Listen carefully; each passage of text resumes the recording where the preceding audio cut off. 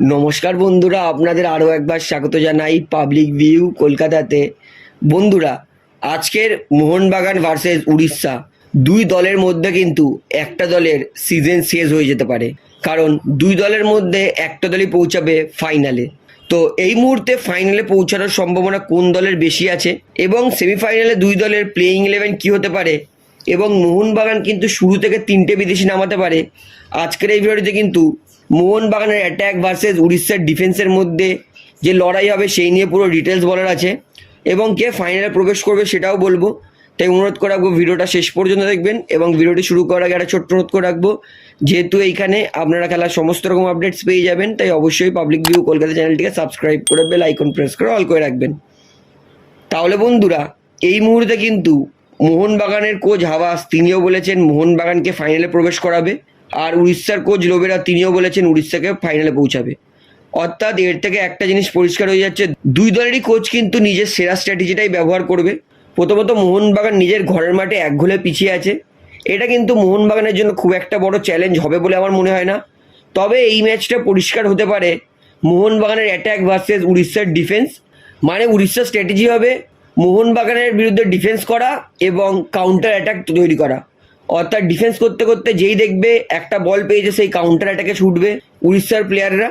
অর্থাৎ উড়িষ্যার কিন্তু স্ট্র্যাটেজি পরিষ্কার থাকবে, তারা তারা কাউন্টার অ্যাটাকিং ফুটবলই খেলবে। এবং মোহনবাগান তারা যেহেতু এক গোলে পিছিয়ে আছে, তাই মোহনবাগান যতক্ষণ না এক গোল করবে ততক্ষণ কিন্তু মোহনবাগান অল আউট অ্যাটাক করবে, এতে এক ফোঁটাও সন্দেহ নেই।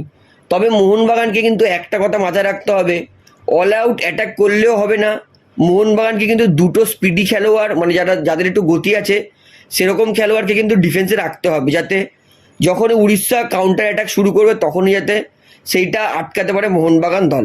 অর্থাৎ স্ট্র্যাটেজি পরিষ্কার, মোহনবাগান অল আউট যাবে এবং উড়িষ্যা ডিফেন্স করবে এবং সময় সময় কাউন্টার অ্যাটাকে ছুটবে যখনই দেখবে যে হ্যাঁ এবার আমাদের কাউন্টার অ্যাটাকের সময় এসেছে।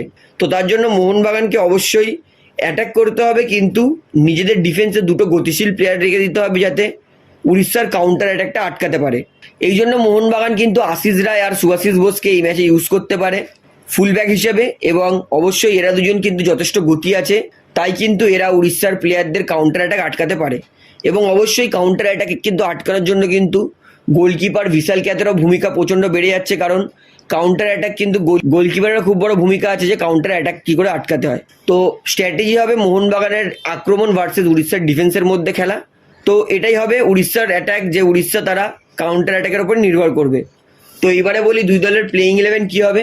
তো সবার প্রথমে উড়িষ্যা দলে আসি। উড়িষ্যা তাদের কিন্তু স্ট্র্যাটেজি পরিষ্কার। উড়িষ্যা তারা প্রথমে 4টে বিদেশি খেলবে এবং তারপরে একটা বিদেশিকে সাবস্টিটিউটে নামাবে। তো উড়িষ্যা, আমি মনে করি তাদের দলে যেহেতু কার্লোস ডেলগাডো নেই, এটা কিন্তু উড়িষ্যার জন্য সব থেকে বড় বিপদ হতে পারে। এবং কার্লোস ডেলগাডো না থাকায় কিন্তু উড়িষ্যার ডিফেন্স ভেঙে যাবে, এতে এক ফোঁটাও সন্দেহ নেই।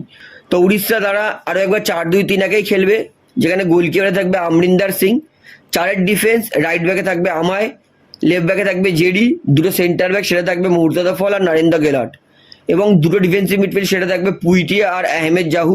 অর্থাৎ এরা 6জন মিলেই কিন্তু উড়িষ্যার ডিফেন্স করবে। এবং যেহেতু কার্লোস ডেলগাডো নেই, তাই একটা বিদেশিকে তারা আক্রমণে খেলাতে পারবে, সেটা হচ্ছে সাই গডার্ড। তো সাই খেলবে অ্যাটাকিং মিডফিল্ডে এবং দুটো উইঙ্গারে খেলবে জেরি আর ইসাক।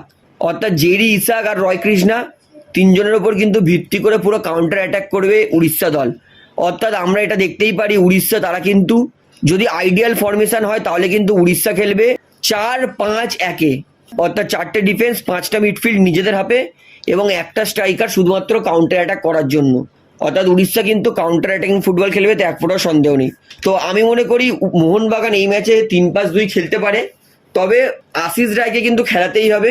এবং এইখানে একটা কাজ করতে পারে মোহনবাগান, শুরুতে জেসন কামিন্সকে না খেলিয়ে শুরুতে একটা ভারতীয় স্ট্রাইকারকে যদি খেলাতে পারে তাহলে কিন্তু সেকেন্ড হাফে জেসন কামিন্সকে নামাতে পারবে, কারণ জেসন কামিন্স কিন্তু সেকেন্ড হাফে অনেক বেটার খেলে। তো 3-5-2 গোলকিপারে থাকবে ভিশাল ক্যাত, 3টে ডিফেন্স, 3টেই সেন্টার ব্যাক সেটা থাকবে আনোয়ার আলী, হেক্টর ইউস্তাস, সুভাশিস বোস। এবং ডান প্রান্তে আমি আশিস রায়কে খেলাবো, কারণ আশিস রায় তিনি কিন্তু খেললে ডিফেন্সটা মজবুত হবে, কারণ তিনি কিন্তু জেরিকে আটকাতে পারবে, কারণ জেডি আশিস রায়ের দিক থেকে অ্যাটাক করবে। এবং বাদিকে সুভাশিস বোসের কিন্তু দায়িত্ব বেড়ে যাচ্ছে, কারণ সুভাশিস বোসকে কিন্তু ইসাককে আটকাতে হবে। লেফট উইং ব্যাকে থাকবে মানবীর সিং এবং দুটো সিএম সেটা খেলবে দীপক টাংরি আর অনুরোধ থাপা। ক্রিয়েটিভ মিডফিল্ডার খেলবে জনি কাউকো। সাধারণত জেসন কামিন্স স্টার্টিং করবে বলে আমি ডিমি পেড্রোটা জেসন কামিন্সকে দিয়ে স্টার্ট করাবো। তো এটা হবে মোহনবাগানের প্লেয়িং 11 উড়িষ্যার বিরুদ্ধে। এবং অবশ্যই সেকেন্ড হাফে মোহনবাগানের জন্য ভালো ভালো প্লেয়ার নামবে, যেমন ব্র্যান্ডন হ্যামিল, লিস্টন কোলাসো, কিয়ার নাসিরি ইত্যাদি প্লেয়াররা। তো বন্ধুরা, যদি মোহনবাগান উড়িষ্যার কাউন্টার অ্যাটাক আটকাতে পারে তাহলে কিন্তু আমি শিওর উড়িষ্যা কিন্তু গোল চান্স খুবই কম পাবে। সেক্ষেত্রে শুধু সেট পিস মানে কর্নার ফ্রি কিক থেকেই গোলের একটা সুযোগ থাকবে। অর্থাৎ উড়িষ্যার কিন্তু অ্যাটাক পরিষ্কার, কাউন্টার অ্যাটাক আর সেট পিস এই দুইভাবেই কিন্তু উড়িষ্যা গোল করার চেষ্টা করবে। তো মোহনবাগানকে কিন্তু এই দুইভাবেই আটকাতে হবে উড়িষ্যাকে, এবং মোহনবাগান অল আউট অ্যাটাক করবে, তো এক ফোঁটাও সন্দেহ নেই।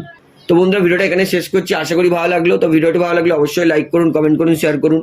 এবং বন্ধুরা, চ্যানেলটি তারা নতুন আছেন সবাইকে এক অনুরোধ করবো, তারা অবশ্যই পাবলিক ভিউ কলকাতা এই চ্যানেলটিকে সাবস্ক্রাইব করে বেল আইকন প্রেস করে অল করে রাখবেন। ধন্যবাদ।